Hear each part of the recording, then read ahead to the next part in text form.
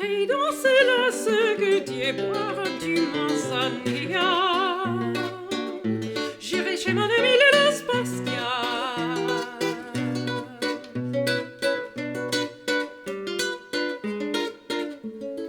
Oui, mais toutes cela s'ennuie, et les vrais plaisirs sont deux.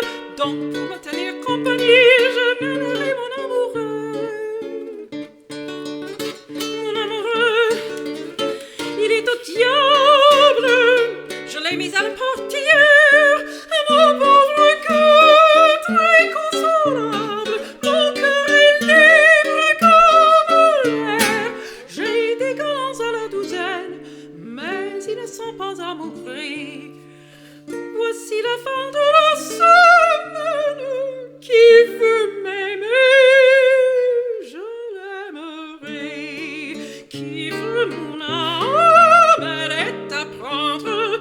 Vous arrivez au bon moment. Je n'ai guère du temps à attendre, car avec mon nouvel amant, près des remparts de Séville, chez mon ami Las Pastia, nous danserons la Seguedilla et boirons du manzanilla. La la la la la la la la la la.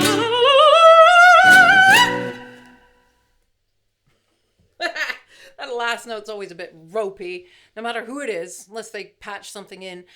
Carmen, thank you so much, Jeff and Andy, for enabling me. You said in your request, I don't know if living room requests is a Carmen-free zone or not. I would say au contraire, mon ami, mes amis, because I love Carmen. I love Carmen. Carmen is like, to every mezzo, Carmen is the exception which is glorified. Because for a soprano, they're always the lead, they're always the sexiest on the stage, and, you know, there's all sorts of poems about altos being all the, you know, hags and everything. Hags are cool too, though. I mean, Azucena, cool. But anyway, Carmen's brilliant, and so I love it. And I have never done it on the stage because I haven't really pursued a stage career, not because I don't want to or never want to, but because of the terrible machinations and the fact that you're not your own self, you know. It's a real performance. You can't. We prefer in this. opera these days, you cannot do anything on your own volition. You Also, are told it's cool to sing opera I could with go on and on. classical guitar. It is very great You know, to do this. Love it. That particular one is the accompaniment is quite. He's reading guitaristic. a piano arrangement, of course. This is something no other guitarist I've ever worked with would just do. You know, I found one or two on the internet that I conversed with it, but I've never sat down in a room some and of done them it. Started would, reading with but them, not you know not what without I mean? being paid a lot extra. I suppose. I've seen people do it where, like, you know, we've played There's it, an arrangement. like, for example, we've done it with Rupert. I've done that, and he's played it on the cello. Right. It is a bit different doing it on the guitar. It's very hot. It's appropriate. We're in Seville right now. So, I really like this. I like this aria very much because she's tied up with her hands together, and she's a prisoner to him, and she's just basically promising him a good time if he lets her go. And she's being very successful at it. She's saying, yeah, whoops, well, you know, there's this place where we could, you know, I like to drink some of this manzanilla, and it's a great time. She's talking to herself, and then she says, but I'd go with my lover, but I left him behind. He's with the devil. I don't care about him. You've arrived at exactly the right time. You know, who wants to love me? I'll love them. Because together we'll be, and then he's like, oh, really? Okay. So anyway, more or less. But the thing is, I have to tell this story, because it is funny, and I can't resist. I have done Carmen in one form, and it's a very odd form. So basically, the Novello company... make money through printing sheet music. Yes, for years and years and years and years. Particularly... necessarily what you find doesn't necessarily represent what the most popular thing was for people to enjoy. Well, the thing is that Britain really, really enjoyed its choral societies. Its choral society tradition was second to none, and they had choral societies all over the land, and they loved performing things. And the Novello Company in the 1920s made a version of Carmen, which was for the concert stage, and basically was an excuse for a choral society to do all those tasty choruses from Carmen. And they just stuck just enough solos in there for a couple of soloists to just sort of keep the plot going along, and so that people would still get their habanera, they'd still get their toreador song. And the funny thing is about it, they rewrite, yes, it is in the worst English I have ever seen anything translated to. And that is a very contested category. It is terrible. The habanera goes, some vain to something, they vain to coax. If A is eloquent, B quite dumb. A's the fellow for love, of course, but love likes B, and to B he'll come. It sounds like because it was so absurd. A and B, these potential, it's ridiculous. It sounds like filling out a form. It's ridiculous. It was so stupid, and I had to deliver it with aplomb, and this was at the Maidstone Choral Society. We'll just call them the Maidstone Choral Society because that's who they were. Anyway, they'd been doing it for years, and then it changes the plot as well. Carmen doesn't even die. It sort of goes along. Michaela sings her whatever it was in English, something ridiculous, and then Don Jose says, "I shall return. I'll come back and deal with you later, Missy," more or less to Carmen. He goes off. Choir sings the Toreador's song, "Curtain." Oh wow! So they have a good time. Everybody has a good time. I got to do, even though in the worst translation, I got to be Carmen once. Except that Seguedilla had been cut. So I've never done this. So thank you, Jeff and Andy. And I would do any part of Carmen at any time. At the drop of it, just take a hat and drop it. I'll do it.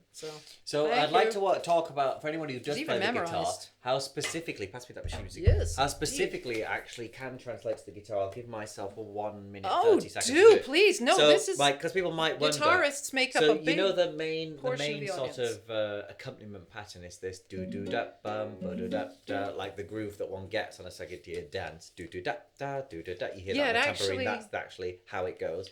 Unusually. 1 and 2, labeled 3, correctly. 1 and 2, 3. And so that is really nice because we've got this triadic chord here and major chord, and those major chord shapes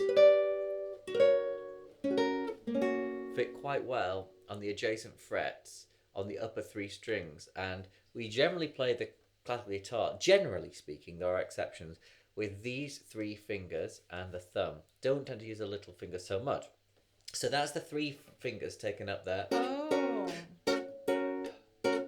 And then the do-dup, jung, the 1 and 2, 3. That's bass notes. Now, the bass notes are not particularly low to keep it kind of that light middle of the piano Spanish feeling, like you get a lot of Albanian's actual piano works coming to the guitar. They're all near the keyhole. No, sorry, that's an exaggeration. There's a lot of near the keyhole figures. Okay. In the middle of the piano. So, because they've got do-do-jap-jap, do-do-jap-jap, those 2 bass notes are adjacent. They're never more than 1/5 apart, i.e. never more than 2 frets apart. So we can go... Gosh, I wouldn't we could do those with the thumb. I wouldn't have wished on if I'd known this was coming. This is much more interesting. Thumb, fingers, which is super guitaristic because we can do a downstroke with a thumb. It did sound... You made it sound easy. Now, obviously, I changed a couple of inversions of the chords. Like, if they were like... Well, you do that anyway when you sight transcribe. Because you have to make leading note. You have to make voice leading. So, for example, when you've got this on the next page, you've got here. So on after the middle section. So instead of going back to do-do-da, the actual way the way that it's spelt is spelt like this. So the bass goes 1 5 1 5 1 sharp 5 5. So instead of that, I move the chord. I move the note up to an octave, which it's exactly the same notes in the chord letter names, just a different spelling, if you will, which doesn't make sense in the English language if you were to change the letter order. It's a bit like, you know, when you move the letters around in common words, you can still recognize it. So if you close your eyes and listen to this. And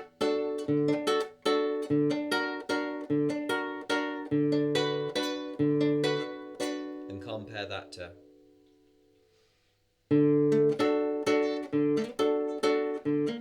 It sounds so similar as not to be...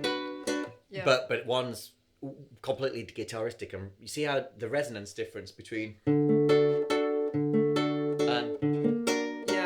compared to so things like that I do automatically and instantly because I've played the guitar before.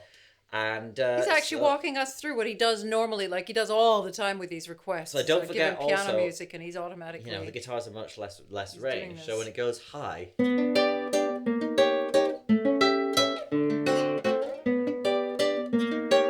Is that even right? I think it is.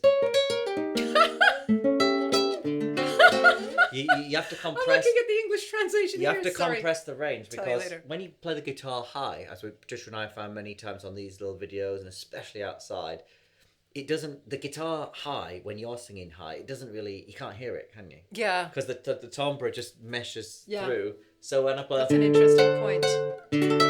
Separation is necessary. You only should play high when Patricia's not singing high. Otherwise, it cuts it out.